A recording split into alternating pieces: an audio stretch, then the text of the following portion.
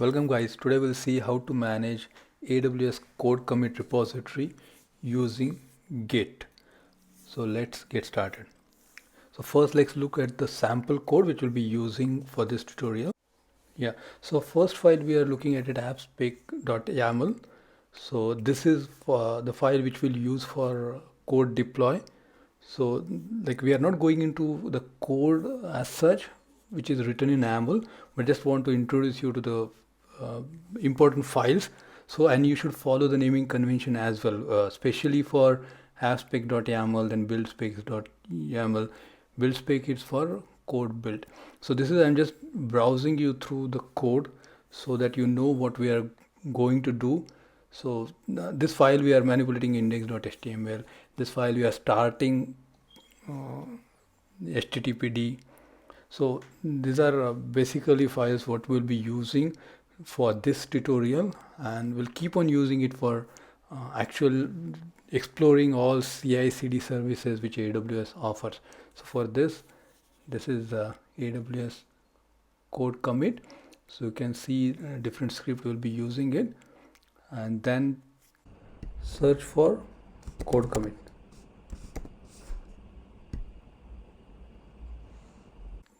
Let's start with actual creating repository. So if you go into the repository, click on create repository. Here give some name like hello world, for example, right? And this is optional, like you can put description what your repository is meant for, but for this particular task we'll just keep it as is, did not put anything, and create repository. So with this our first repository is created, and now we can see that there are multiple options like HTTPS, SSH to connect using Git to AWS code commit repository.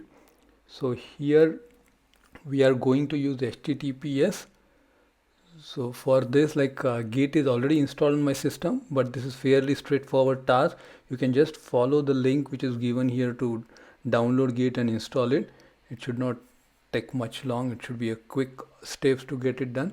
And now I'm just checking whether it is good for us to use it for this tutorial, right?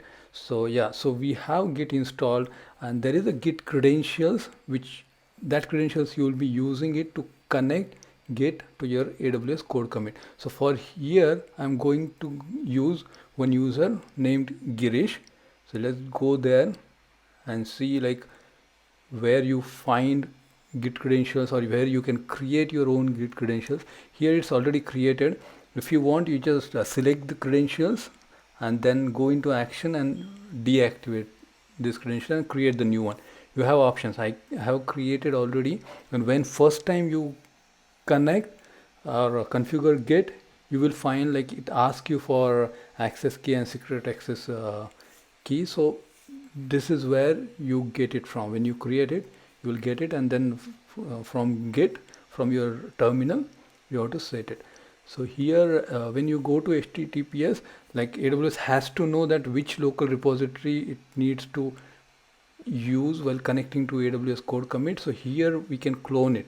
So like you will get the clone URL when you click on clone URL. So using this you can clone it. So here test deploys, I'm into test deploy directory. So just use git clone and it clones. Here you observe, it says you appear to have cloned an empty repository, and that is absolutely fine, because you know like we don't have anything in our repository at the moment. We just freshly created code commit repository, so this is expected. So yeah, so here it's created a folder or directory as a hello world. If you see it here in this, like we started clone from test deploy and it created a directory hello world, but for now we don't have anything in hello world. So let's put some files or code there, whichever you want to later on push it to code commit. So this is our application. So whatever files we have already seen, right, whatever code we have seen, so we are just making sure that it is available in hello world directory. So index.html I'm pushing, right, just copy it there. Yeah, that's it. So if you go into hello world and just do ls, and you can see all the code what we are intended to put in code commit is there, and this is our master branch. We'll not go into branching for now, but this is our master branch, which is a default one. So just take status and you can see that multiple files are there which are not yet added to our repository. They are just there on our directory, on our local system. So just git add dot is add everything, whatever you have in this folder, just add everything. So status is this much is added to local git. So now just commit this changes to repository. So commit is just first commit. That's it. Yeah, so it is committed. So if you see git status, it says nothing to commit. So whatever is there, it's already committed. And after that, we haven't made any changes. So if you go into repository now in hello world, you won't see any files at the moment. If you go there, right, it is empty repository at. We have added files, we have committed files, but still it is not in AWS CodeCommit. So why so? Because we haven't pushed it. So just when you push it, git push, that's it. With this git push command, it should push it to CodeCommit. And if you go into repository, just refresh it once. Yeah, and you should see that.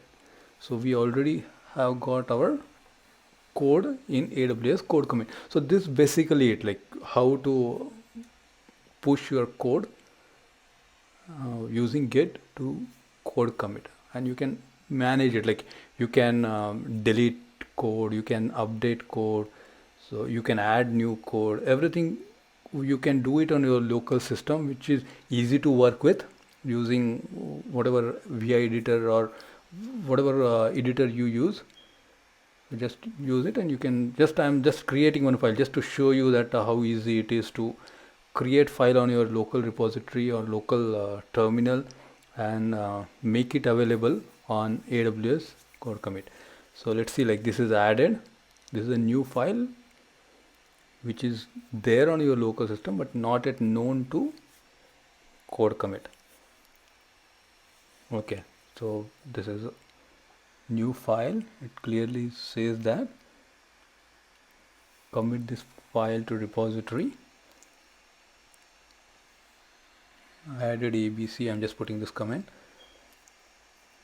Yes, so now status, if you see, oh okay, yeah, git status, right, so there is nothing to commit, and now git push. So with this, as we have seen just some time back, that with git push we expect file to be there on CodeCommit. Yeah, that is there. And even like yeah, now you can see like this is empty file which we just created. We created with touch, and this file we just pushed it to CodeCommit. But even same thing, like you can modify the file on your local system, and those modification you again do the simple steps what we just did and push it to CodeCommit, and those changes will be available. For now you can see there is a absolutely empty file because we just created it with touch. I'm just putting something here so that just to show you those how you can modify file, and or this is a sample file, but it can be your long code, like whatever you just put some modifications, and if you see git status, it knows that some file is modified and those changes are not known for the repository as yet. It's only local to your machine. So I'm just adding, and here you can see git add can be done with dot for all the files or can be done for single file, that specific file where we did just for ABC, and it says modified this ABC file. Just same steps, like commit it, like you can put comment like git commit -m modified ABC. I'm just putting like this, enter, and git push, and with this by now we know that after git push whatever changes we did, and in this case modification to ABC should be available on CodeCommit. Yeah, that's it. So the changes which we made, those changes are available for us in CodeCommit. So this is how we can use Git on our local system and connect it with CodeCommit and manipulate or manage our code with ease on our local system, and then push it to CodeCommit as and when you need it. And later with this is just a basic things what we can do, but with this we can do a lot of more things and use different AWS CICD services like code build, code deploy, different stages, like even code pipeline, which is orchestration of all the services. So we'll see it later, but for now I just want to show you how you can manage your code easily. Thanks guys, thanks for watching. Hope you learned something new. Keep learning.